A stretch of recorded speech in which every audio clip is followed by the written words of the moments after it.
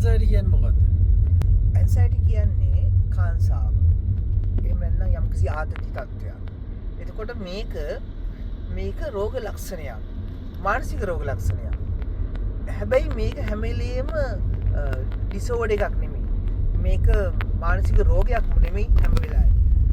සමහර වෙලාවට මේක පොඩි දවසේ අපේ ඇති වෙන සමහර ප්‍රශ්නත් එක්ක ඇති වෙන සත්‍යයක්.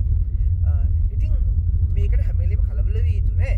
නමුත් මේක ඩිසෝඩර් එකක් වෙනවා සමහර වෙලාවට. ඒ කියන්නේ අපි හිතමු මේක දිගටම තියෙනවා නම් දවස් ගාණක් තියෙනවා නම් මේක හරි අමාරු නම් එතකොට මේකට යමක් කරන්න ඕනේ. එතකොට මේක ඇන්සයිටි තත්ත්වයක්.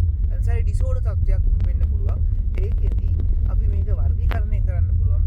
Generalise anxiety disorder, panic disorder, එහෙම නැත්නම් සෝෂල් ඇන්සයිටි. ඉතින් මේකෙදි කොහොම හරි ඔය කාන්සාව මානසික පැත්තෙනුත් වෙනවා, කායික පැත්තෙනුත් වෙනවා. ඒ කියන්නේ අපිට සමහරලාට අපහසුතාවය වෙනවා, අපිට කලබල වෙනවා.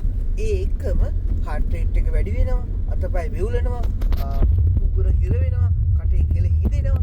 ඉතින් ඔන්න ඔය විදිහට. ඕකත් එක්ක ඕක දිගටම යනකොට සමහර වෙලාවට ඕක කායික සෞඛ්‍යයටත් බලපාන්න පුළුවන්. ඉතින් අපි මේක ගැන දැනුවත් වුණාට පස්සේ මේක විඳෝ ඉන්නේ නැතුව ඒ සඳහා අපි බලන්න ඕනේ මොකද මෙහෙම මට වෙලා තියෙන්නේ. මට මොකක් හරි මානසික ප්‍රශ්නයක් හින්දාද, මට මොකක් හරි බයක් නිසාද?